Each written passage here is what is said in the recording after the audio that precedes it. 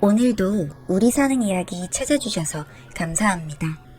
사연자분이 보내주신 이야기 시작해볼게요. 안녕하세요. 저는 35살의 여성입니다. 전 대학에서 퀸으로 뽑혔을 정도로 미모가 좋았고 집도 부유해서 법조인 남편과 맞선을 봐서 결혼했습니다. 시댁은 가풍도 좋고 여자라고 무시하지 않으시면서 대우해주시는 그런 집이었습니다. 한 가지 아쉬운 점은 남편이 5대 독자라서 제가 아들을 낳아야 하는 부담감이 있었죠. 그런데 전 남편을 너무 사랑했고 그도 저에게 최선을 다했습니다. 그런데 한 해가 가고 두 해가 가도 아이가 생기지 않더라고요. 부부 사이도 좋고 문제도 없는 것 같은데 아이가 생기지 않으니 전 초조해지기 시작했습니다. 그래서 결국 인공수정과 시험관을 거치게 되었고 그렇게 몸도 마음도 피폐해져 갔습니다. 아마 해보신 분들 아실 겁니다. 몸도 힘들고 이번에는 성공인지 아닌지 기다리는 그 시간들이 사람 피를 말리게 쓰니까요. 그렇게 힘든 시간을 보내던 중에 5차에서 드디어 임신에 성공하게 되었습니다. 너무너무 행복했죠. 그렇게 저희 부부는 예쁜 딸을 얻었고 현재 그 아이는 7살이 되었습니다. 시댁이나 친정에서 다 기원받고 자라고 있는데 안 그러시던 시부모님이 드러내놓고 아들 타령을 하시기 시작했습니다. 힘들게 아이 가진 것도 아시면서 시간이 지났다고 이렇게 또 압박을 해오시다니 참 야속하더군요. 남편은 괜찮으니까 신경 쓰지 말라고 했고 저도 마음을 다스리려는데 그게 잘 되지 않았습니다. 마음이 참 복잡한 그때쯤 아랫집이 이사를 나가고 새로운 가족이 이사를 왔습니다. 주재원으로 외국 나간 남편 때문에 친정 근처로 왔다며 아들이 9살이라며 친하게 지내자고 새로 이사온 집에서 떡을 줬어요. 전 안 그래도 외롭고 힘들 때 좋은 이웃이 생겨서 기뻤습니다.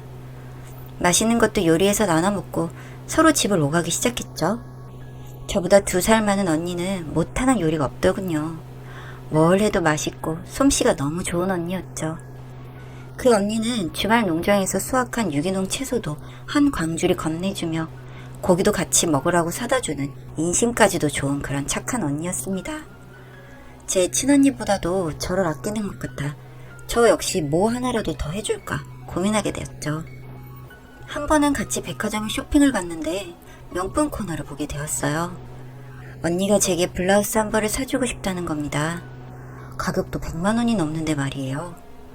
전 당연하게 사양했습니다. 그러자 줄 때 받으라면서 쇼핑백을 안겨주더라고요. 그렇게 그 선물을 받고 집에 와서 입어보니 너무 예뻤습니다. 이런 걸 턱턱 사줄 정도로 언니는 잘 사는가 싶고 부담스럽긴 했지만 또 그런 선물을 받으니 좋더라고요.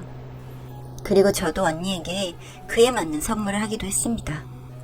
저도 아깝지 않을 정도로 그만큼 좋은 언니였으니까요.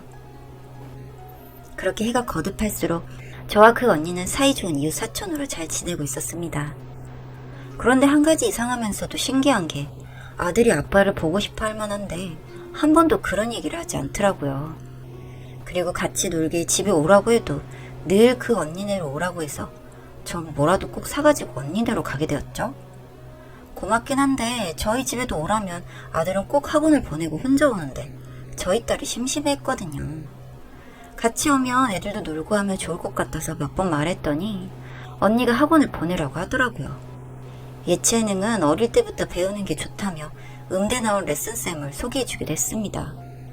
그렇게 언니와 지내면서 가끔씩 드는 생각이 과연 이 언니는 얼마나 상류 집안에서 자랐을까 궁금했어요.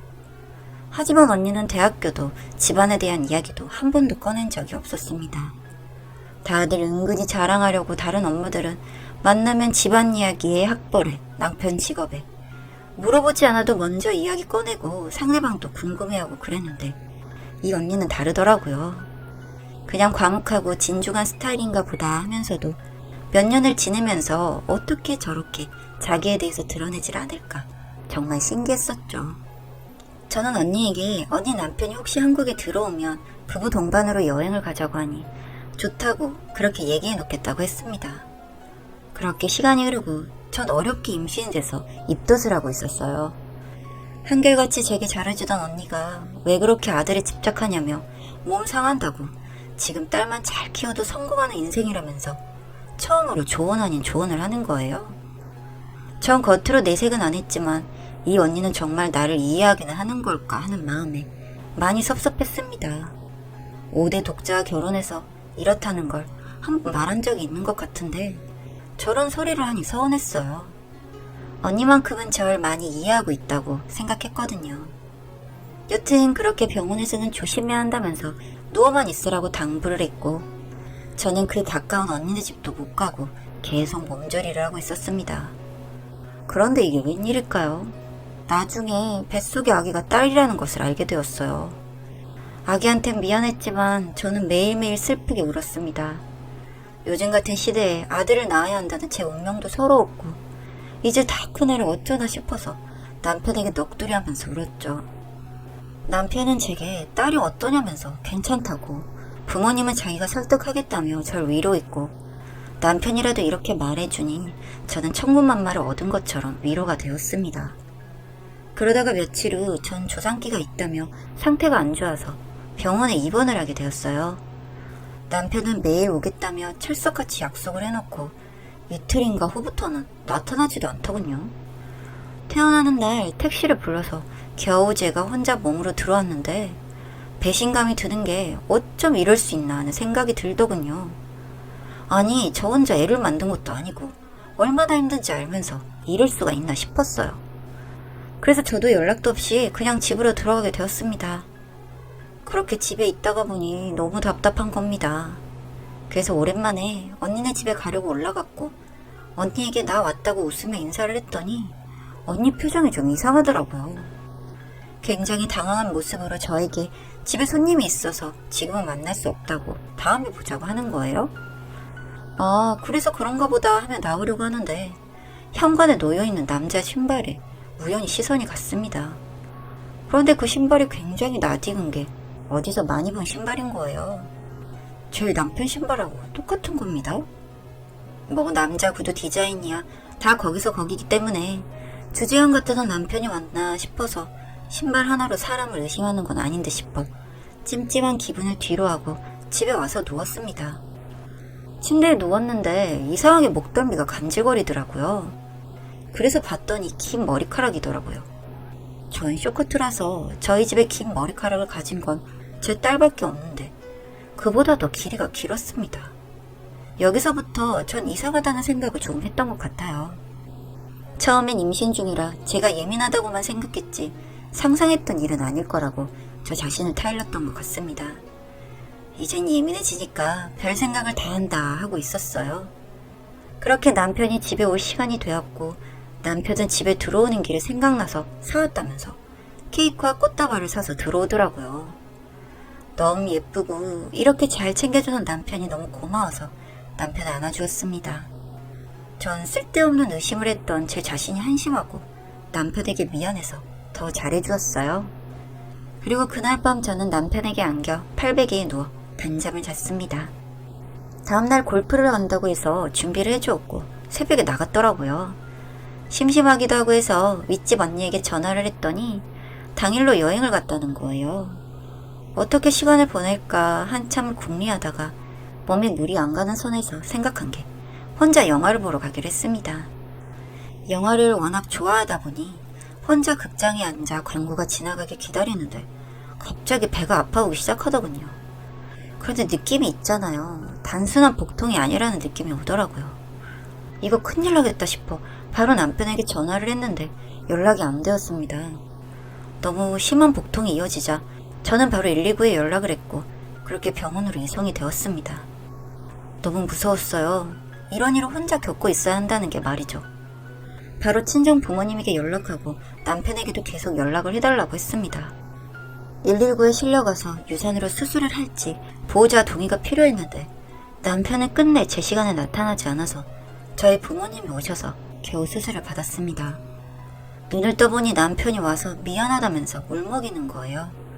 특실로 잡아줬다며 편히 쉬라고 하고 자리 못 지켜줘서 정말 미안하다고 사과를 하더군요. 그렇게 미안하다고 하는 남편에게 전 괜찮다며 출근을 하라고 했습니다. 마음은 많이 아팠지만 어차피 제가 겪을 일이라 어쩔 도리 없이 받아들이기로 했어요. 그렇게 퇴원하고 집에 왔는데 침실이 정돈이 안 되어 있어 간단하게 청소를 했습니다. 그런데 침실 이불을 정리하는데 갑자기 진주 귀걸이가 또르르 떨어지는 겁니다. 전 소스라치게 놀랐죠. 분명히 제 건 아니었거든요. 이 귀걸이로 인해 남편을 의심하던 마음이 지워지지 않고 점점 커져갔습니다. 안 되겠다 싶어 본격적으로 남편을 캐봐야겠다는 결심을 했고, 출근하자마자 저는 그가 자주 라운딩을 가는 골프장을 가서 당일날 부킹을 했는지, 정말 필드에서 골프를 했는지 확인을 했습니다. 부킹은 했었지만 그날 오진 않았었다고 하더군요. 그 순간 저 망치로 머리를 얻어맞은 느낌이 들었습니다. 아기에게도 미안했고 뭔가 속고 있다는 기분에 점점 괴로워졌어요. 이렇게 힘든 마음을 이야기할 곳은 언니밖에 없어서 윗집 언니에게 차 한잔 달라고는 둘이 티타임을 가졌습니다. 티라미수 케이크를 내왔는데 남편이 제게 사준 케이크와 같은 것이었어요. 구입한 매장도 물론 같았고요. 이게 별게 아닐 수도 있는데 이상하게도 전 가슴이 두근두근 하다 못해 심장이 터질 것 같았습니다. 이런저런 이야기를 하려고 갔는데 이대로는 안 될 것 같다는 생각이 들어 몸이 안 좋다고 집으로 가겠다고 했습니다. 언니는 알겠다고 하며 절 보내줬고요. 그동안 집에 가사 도우미가 몇 번 바뀌고 했던 탓에 설치해놓은 CCTV가 생각났습니다. 솔직히 집에서 뭔 일이 있었겠나 싶은 마음이 커서 봐도 허탕만 치겠구나 했죠. 하지만 그 CCTV를 들여다보고 저는 아연실색할 수밖에 없었습니다. 전 제대로 된 판도라 상자를 열었던 거더군요. 화면 속에서는 저희 집 침대가 나오는데 그 위에서 있어서는 안 될 둘이 뒹굴고 있더군요. 바로 남편과 윗집 언니였죠. 너무 충격적이었습니다. 손발이 벌벌 떨리면서 어떻게 해야 할까, 정말 돌아버릴 것 같은 마음을 누르면서 남편에게 연락을 했습니다. 아무 일 없는 척 연락을 했더니 오늘 남편은 일이 있어 늦는다고 하더군요. 알겠다고 말한 뒤에 그 진주 귀걸이를 가지고 그 언니의 집으로 찾아가기로 했습니다. 얼마 전 내려갔던 제가 다시 올라오자 윗집 언니는 뭘 두고 간 게 있냐면서 문을 열어주더군요. 길게 말도 하기 싫었고 이상한 촉도 있어서 그 언니 어깨를 밀치고 안으로 들어갔습니다. 그리고 언니 아이 방에 들어가서 미친듯이 이것저것을 뒤졌고 절 말리는 언니를 뿌리치고 언니 화장대로 가려고 문을 열려고 했습니다. 그런데 거실에 말도 안 되는 사진이 하나 있더군요. 그 언니와 아들 그리고 제 남편이 단란하게 찍은 사진 액자가 들어있는 겁니다. 이미 사진 속 그들은 저보다도 더 가족 같아 보이는 모습이었고 저는 미칠 것 같아서 죽여버리겠다며 언니에게 달겨들어 머리채를 자꾸 휘저었습니다. 그랬더니 이 언니도 가만히 있지 않더군요. 그렇게 둘이 개싸움을 하고 있는데 둘만 있는 줄 알았던 그 집 안에서 누군가가 우리를 말리려고 나오더군요. 세상에, 그 얼굴을 확인하고 저는 주저앉을 수밖에 없었습니다. 왜냐고요? 남편이 나와서 저와 언니를 말렸거든요. 저를 힘주어 잡아 끌면서 남편은 자기가 잘못했으니 집으로 가자고 하더군요. 그렇게 남편은 이야기를 시작했고 저는 모든 사실을 알게 되었습니다. 이미 이 둘은 저와 결혼 전에 만난 사이라고 했습니다. 윗집 언니는 업소녀 출신이었는데 남편이 너무 언니를 사랑해서 결혼하고 싶다고 부모님께 말씀을 드렸는데 허락하실 리가 없었겠죠. 그래서 둘은 동거부터 한 채 아들을 낳았다고 합니다. 그리고 이렇게 가까운 곳에서 두 집 살림을 해온 것이고요.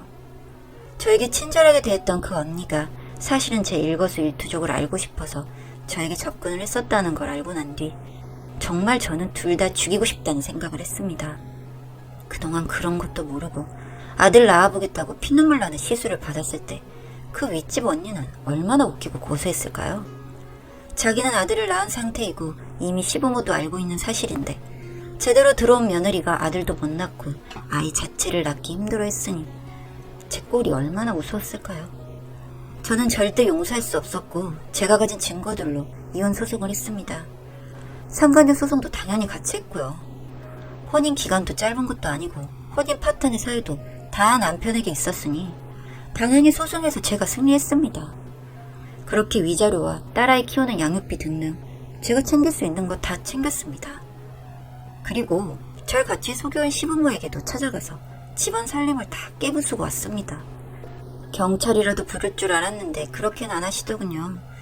본인들도 부끄러운 건 알았겠죠. 자신들은 절대 그 여자를 며느리로 받아들일 수 없고 며느리는 저뿐이라고 하는데 그러던지 말던지 제가 무슨 상관인가요?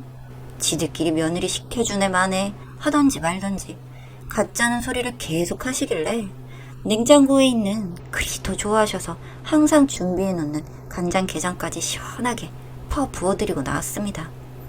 그리고 남편의 직업 법조인이잖아요? 이렇게 거지 같은 인간이 누구의 죄를 묻고 판결을 한답니까? 참나. 제일 어이없는 부분이 그거였거든요. 그렇게 남편의 직장에도 저는 편지를 띄웠습니다. 뭐 결과는 모르겠습니다만 나중에 보니까 아주 저 먼 지방으로 발령이 나 있더군요. 그 둘이 지지고 뽑고 사는지 어쩌는지 전 궁금하지 않습니다. 그런 여자를 만나서 동거한 남편의 안목도 알아줄만 하죠 뭐. 이렇게라도 빠져나올 수 있어 다행이란 생각으로 살고 있습니다. 벌써 3년 전 이야기가 되어버렸네요. 전 앞으로도 딸과 행복하게 살아가려고 합니다. 겉만 번지르르한 더러운 인간들 틈에서 빠져나올 수 있어 참 다행이라는 생각이 듭니다. 긴 글 읽어주셔서 감사합니다.